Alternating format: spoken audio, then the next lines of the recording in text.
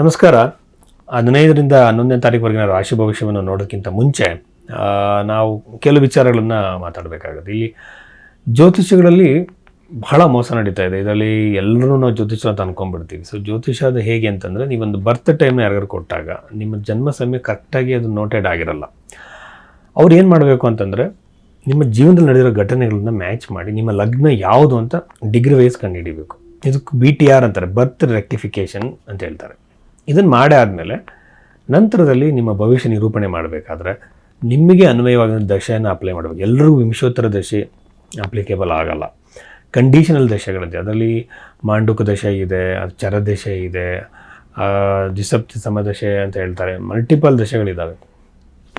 ಅದಾದಮೇಲೆ ಪರಿಹಾರ ಹೇಳುವಾಗ ಜೆಮ್ ಸ್ಟೋನ್ಸು, ನ್ಯೂಮರಾಲಜಿ, ವಾಸ್ತು ಪರಿಹಾರಗಳನ್ನ ಆ ಥರ ಹೇಳೋದಲ್ಲ. ಅದ್ಯಾವುದು ಕೂಡ ಬೃಹತ್ ಪರಾಶರ ಹೋರಾಶಾಸ್ತ್ರದಲ್ಲಿ ಏನೋ ಮ್ಯಾಗ್ನಮ್ ಓಪಸ್ ಅಂತ ಏನು ಕರಿತೀವಿ ಪುಸ್ತಕವನ್ನು, ಬೃಹತ್ ಪರಾಶರ ಹೋರಾಶಾಸ್ತ್ರವನ್ನು, ಅದರ ಪ್ರಕಾರವಾಗಿರುವಂಥ ಪರಿಹಾರಗಳೇನು, ಮಂತ್ರ ಜಪಗಳು, ದಾನಗಳು, ಗಿಡಗಳನ್ನು ನೆಡ್ಬೋದು. ಇದನ್ನೇ ಹೇಳಬೇಕಾಗತ್ತೆ. ಇದನ್ನು ಯಾರು ಬೇಕಾದರೂ ಮಾಡ್ಬೋದು. ಇದನ್ನು ಬಿಟ್ಟು ನಾವು ಹೊರಗಡೆ ಏನೋ ಹೇಳ್ತಿದ್ದಾರೆ ಅಂತಂದರೆ, ನಿಮಗೆ ಕಾಳಸರ್ಪ ದೋಷ ಇದೆ ಅಂತ ಹೇಳ್ತಾರೆ. ಕಾಳಸರ್ಪ ದೋಷ ಯಾವ ಒಂದು ಜ್ಯೋತಿಷ ಗ್ರಂಥದಲ್ಲೂ ಇಲ್ಲ. ಈ ಥರ ಹಲವಾರು ದೋಷಗಳು ಇಲ್ಲ. ಅದಕ್ಕೆಲ್ಲ ಪೂಜೆ ಮಾಡಿಸೋ ಅಗತ್ಯ ಇರಲ್ಲ. ಇನ್ನೊಂದು ಮುಖ್ಯವಾಗಿರೋ ಪರಿಹಾರ ಅಂತಂದರೆ, ನಿಮ್ಮ ಕರ್ಮವನ್ನು ಒಪ್ಕೊಳ್ಳುವಂಥದ್ದು. ಯಾವುದನ್ನು ಚೇಂಜ್ ಮಾಡೋಕ್ಕಾಗೋದಿಲ್ವೋ ಅದನ್ನು ಒಪ್ಕೊಳ್ಳುವಂಥದ್ದು. ಇದನ್ನು ಫಸ್ಟ್ ನೀವು ಗಮನಿಸಬೇಕು. ಕ್ರಿಯಾಮಾನ, ಪ್ರಾರಬ್ಧ, ಸಂಚಿತ ಕರ್ಮಗಳಲ್ಲಿ ಎಲ್ಲದನ್ನು ಬದಲಾವಣೆ ಮಾಡೋಕ್ಕಾಗಲ್ಲ.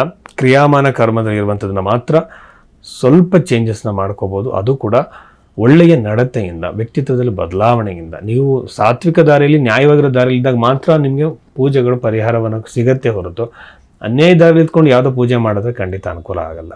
ಜ್ಯೋತಿಷದಲ್ಲಿ ಹಲವಾರು ಮಿಸ್ಅಂಡರ್ಸ್ಟ್ಯಾಂಡಿಂಗ್ಸ್ ಇದೆ. ಇಲ್ಲಿ ರಾಶಿಯಿಂದ ಇಡೀ ಜೀವನವನ್ನು ಹೇಳೋಕ್ಕೆ ಸಾಧ್ಯ ಇಲ್ಲ. ಈಗ ಜಾತಕದಲ್ಲಿ ಡೈವರ್ಸ್ ಅಂತ ಇದೆ ಅಂತ ಅಂದ್ಕೊಳ್ಳೋಣ. ನಿಂಗೆ ಡೈವರ್ಸ್ ಆಗುತ್ತೆ ಅಂತಾರೆ. ಯಾವಾಗ ಆಗುತ್ತೆ? ಮನೆ ಕಟ್ತೀರಾ ಅಂತ ಇರುತ್ತೆ. ನೀವು ಮನೆ ಕಟ್ಟ ಯೋಗ ಇದೆಯಪ್ಪ ಅಂದರೆ ಯಾವಾಗ ಆಗುತ್ತೆ? ಇದು ನಾವು ಟೈಮ್ ಸಮೇತವಾಗಿ ಈ ಟೈಮ್ ಪೀರಿಯಡಲ್ಲಿ ಆಗುತ್ತೆ ಅಂತೇಳಿ ಕ್ಯಾಲ್ಕುಲೇಷನ್ ಮಾಡಿ ಹೇಳಬೇಕು. ಇದಕ್ಕೆ ನಾವು ಅಷ್ಟಕ ವರ್ಗವನ್ನು ಎಲ್ಲದನ್ನು ಕೂಡ ಅಪ್ಲೈ ಮಾಡಬೇಕಾಗುತ್ತೆ. ಅದಕ್ಕೆ ಅವ್ರ ಬರ್ತ್ ಟೈಮ್ ಸರಿ ಇರಬೇಕು. ಇವೆಲ್ಲ ಮಾಡೋದಕ್ಕೆ ಒಬ್ಬ ಜ್ಯೋತಿಷಿಗೆ ನೀವು ಅದರಾಗಿರೋ ಚಾರ್ಜಸ್ ಕೊಡಬೇಕು, ಅದರಾಗಿರೋ ಟೈಮ್ ಕೊಡಬೇಕು. ನಾನು ಜ್ಯೋತಿಷಿ ಅಂತೇಳಿ ಎಲ್ಲರೂ ಹೇಳಿದಾಗ ಇವೆಲ್ಲ ಅವ್ರು ಮಾಡ್ತಾ ಇದ್ದಾರಾ? ನಿಮ್ಮ ಬರ್ತ್ ಟೈಮ್ ಸರಿಯಾಗಿ ಇದೆಯಲ್ಲ ಅಂತ ನೋಡ್ತಿದ್ದಾರಾ? ಲಗ್ನ ಸರಿಯಾಗಿದೆಯಲ್ಲ ಅಂತ ಚೆಕ್ ಮಾಡಿದ್ದಾರಾ? ಅದಾದಮೇಲೆ ನಿಮ್ಮ ಜೀವನದಲ್ಲಿ ನಡೆದಿರೋ ಘಟನೆಗಳಿಗೆ ಅದನ್ನು ಮ್ಯಾಚ್ ಮಾಡಿ ನೋಡಿದ್ದಾರಾ? ಅದಾದಮೇಲೆ ಯಾವ ಥರ ದಶೆಯನ್ನು ಅಪ್ಲೈ ಮಾಡಿದ್ದಾರೆ? ಇದನ್ನೆಲ್ಲ ನೋಡಿಕೊಂಡು ಜ್ಯೋತಿಷ ಕ್ವಾಲಿಫಿಕೇಷನ್ ನೀವು ಕಂಡುಹಿಡಬೇಕಾಗುತ್ತೆ. ಸುಮ್ಮನೆ ಎಲ್ಲರನ್ನ ಜ್ಯೋತಿಷ ಅಂತ ಯಾವ ಕಾರಣಕ್ಕೂ ನಂಬಕ್ಕೆ ಹೋಗ್ಬೇಡಿ. ಈಗ ಕೆಲವರು ಪೂಜೆಗಳೆಲ್ಲ ಮಾಡಿಸೋದಕ್ಕೆ ಹೋಗಿ ತುಂಬ ಮೋಸ ಹೋಗ್ತಿದ್ದಾರೆ. ಏನೇನೋ ಪೂಜೆಗಳಿಗೆ ದುಡ್ಡು ಕೊಟ್ಟು ಹಣ ಕಳ್ಕೊತಿದ್ದಾರೆ. ಆ ಕಾರಣಕ್ಕಾಗಿ ನಾನು ಇಂಟ್ರಡಕ್ಷನಲ್ಲಿ ಇದನ್ನೆಲ್ಲ ಹೇಳ್ತೀನಿ. ತುಂಬ ಜನ ಯಾಕೆ ಸರ್ ನೀವು ಇಷ್ಟೊಂದು ಲೆಂತಿಯಾಗಿ ಹೇಳ್ತೀರಾ ಇದ್ರ ಬಗ್ಗೆ ಅಂತಾರೆ.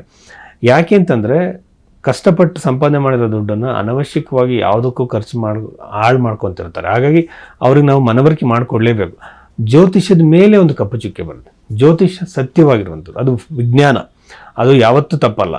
ಬಟ್ ಇಲ್ಲೇನಾಗ್ತಿದೆ, ಅದನ್ನು ದುರುಪಯೋಗ ಪಡಿಸ್ಕೊಳ್ಳೋದ್ರಿಂದ ನಾವು ಹೇಗೆ ರಕ್ಷಣೆ ಪಡ್ಕೋಬೇಕು ಅನ್ನೋದಕ್ಕೋಸ್ಕರ ಈ ಇಂಟ್ರೊಡಕ್ಷನ್ ನಾನು ಯೂಶ್ವಲಾಗಿ ಕೊಡ್ತೀನಿ. ವೃಷಭ ರಾಶಿಗೆ ಸಂಬಂಧಪಟ್ಟಂತೆ ಈ ಒಂದು ರಾಶಿ ಫಲವನ್ನು ನಾವು ನೋಡೋದಾದರೆ, ವೃಷಭ ರಾಶಿಯ ಒಂದು ಸಪ್ತಮ ಭಾವದಲ್ಲಿರುವಂತಹ ಪ್ಲೇಸ್ಮೆಂಟ್ ಏನಿದೆ, ಇದರಿಂದ ವಿವಾಹದ ಪ್ರಾಪ್ತಿ ಶತಸಿದ್ಧ ಅಂತ ಹೇಳ್ಬೋದು.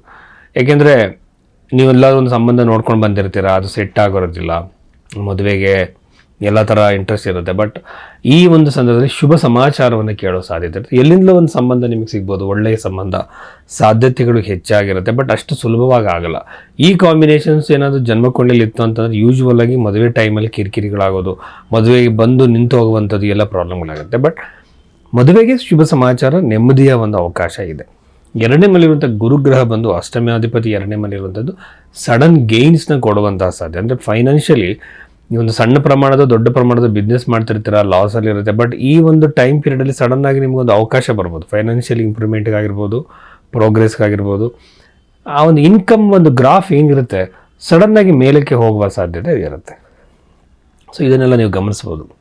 ಅದಾದಮೇಲೆ ದಶಮ ಭಾವದಲ್ಲಿರುವಂಥ ರಾಹು, 11ನೇ ಮನೆಯಲ್ಲಿರುವಂಥ ಶನಿಗ್ರಹವನ್ನು ನೋಡೋದಾದರೆ, ನನ್ನ ಪ್ರಕಾರವಾಗಿ ಒಂದು ಲಾಭದಾಯಕವಾಗಿರುವಂತಹ ಭಾಳ ಒಂದು ಬಿಸ್ನೆಸ್ ಯಾವುದೇ ಪ್ರಮಾಣದಾಗಿರ್ಬೋದು, ಸಣ್ಣ ಪ್ರಮಾಣದ ದೊಡ್ಡ ಪ್ರಮಾಣದ ಅಂತಲ್ಲ, ಲಾಭ ಖಂಡಿತವಾಗ್ಲೂ ಬರುತ್ತೆ ವೃಷಭ ರಾಶಿಯಲ್ಲಿ ಹುಟ್ಟಿದಂಥವ್ರಿಗೆ. ಬಟ್ ಇನ್ವೆಸ್ಟ್ಮೆಂಟ್ ಮಾಡ್ಬೋದಾ ಅಂತಂದರೆ ಸ್ವಲ್ಪ ಯೋಚನೆ ಮಾಡಬೇಕಾದ್ರೆ ಇನ್ವೆಸ್ಟ್ಮೆಂಟ್ಗಳನ್ನ ಮಾಡಿ ಬಿಸ್ನೆಸ್ನ ಬ್ರ್ಯಾಂಚಸ್ನ ಜಾಸ್ತಿ ಮಾಡೋದು, ಎಕ್ಸ್ಪ್ಯಾಂಡ್ ಮಾಡುವಂಥದ್ದು ಮಾಡೋಕ್ಕೆ ಹೋಗಬೇಡಿ. ಇರೋದು ಹಾಗೆ ನಡ್ಕೊಂಡು ಹೋಗೋದಕ್ಕೆ ಸರಿಯಾಗಿರುವಂಥ ಟೈಮ್ ಇದು. ಹಾಗೆಯೇ ಪಿತ್ರಾರ್ಜಿತವಾಗಿ ಬರುವಂತಹ ಆಸ್ತಿ ಪಾಸ್ತಿ ಅನ್ನೋದು ಬರುತ್ತಾ, ಸಿಗಾಕೊಂಡಿರೋ ಹಣ ವಾಪಸ್ ಬರುತ್ತಾ ಅಂದರೆ ಆ ಒಂದು ಅವಕಾಶ ಕೂಡ ಬಹಳ ಕಡಿಮೆ ಇದೆ.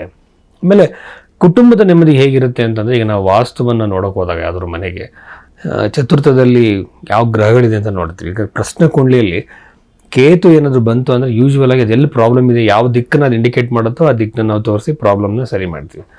ಹಾಗೆಯೇ ಇಲ್ಲಿ ನಾವು ಅಬ್ಸರ್ವ್ ಮಾಡಿದಾಗ ಕೇತು ಚತುರ್ಥ ಭಾವದಲ್ಲಿ ಖಂಡಿತವಾಗಿಯೂ ಸಹ ಕುಟುಂಬದಲ್ಲಿ ನೆಮ್ಮದಿ ಸಂತೋಷ ಇರಲ್ಲ, ಕಿರಿಕಿರಿಗಳಿರುತ್ತೆ, ನೆಮ್ಮದಿ ಹಾಳಾಗುತ್ತೆ. ಸಣ್ಣ ಸಣ್ಣ ವಿಚಾರಗಳಿಗೆ, ದೊಡ್ಡದೇನಲ್ಲ, ವೈಮನಸ್ಸು ಬರ್ಬೋದು, ನೆಮ್ಮದಿ ಹಾಳಾಗ್ಬೋದು. ಈ ಸಾಧ್ಯತೆಗಳು ವೃಷಭ ರಾಶಿಗೆ ಇದೆ ಅಂತ ಹೇಳ್ಬೋದು. ಆಮೇಲೆ ವಿದ್ಯಾರ್ಥಿಗಳಿಗೆ, ಹೊಸ ಜಾಬಿಗೋಸ್ಕರ ಇಂಟರ್ವ್ಯೂ ಕೊಡ್ತಿರೋರಿಗೆ, ಸರ್ಕಾರಿ ನೌಕರಿಗೆ ಪ್ರಯತ್ನ ಪಡ್ತಿರೋಂಥವ್ರಿಗೆ ಬಹಳ ಉತ್ತಮ ಅಂತ ಹೇಳ್ಬೋದು. ಯಾಕೆಂದರೆ ಸಪ್ತಮದಲ್ಲೇ ಬುಧಗ್ರಹ ಪಂಚಮಾಧಿಪತಿ, 10ನೇ ಮನೇಲಿ ಕೂಡ ರಾಹು ಇರೋದ್ರಿಂದ ಸಡನ್ ಚೇಂಜಸ್ ಇರೋದ್ರಿಂದ ಖಂಡಿತ ಪ್ರಯತ್ನ ಮಾಡ್ಬೋದು. ಹೊಸ ಜಾಬ್ಗೆ ನೀವು ಇಂಟರ್ವ್ಯೂಸ್ನ ಕೊಡ್ಬೋದು. ಜಾಬ್ ಕೂಡ ಈ ರಾಶಿಯವರಿಗೆ ಚೇಂಜ್ ಆಗೋ ಸಾಧ್ಯತೆ ಬಹಳಷ್ಟು ಇದೆ ಅಂತ ಹೇಳ್ಬೋದು. ಇದಾದಮೇಲೆ ಗಮನಿಸಬೇಕಾಗಿರುವಂಥದ್ದು, ಜಾಬ್ನಲ್ಲಿರುವಂಥ ಟ್ರಾನ್ಸ್ಫರ್ನ ಅವಕಾಶ ಕೂಡ ಇರುತ್ತೆ. ಕೆಲವರು ತುಂಬ ದಿನ ಟ್ರಾನ್ಸ್ಫರ್ ಟ್ರೈ ಮಾಡ್ತಿರ್ತಾರೆ, ಅವರಿಗೆ ಅವಕಾಶ ಇದೆ.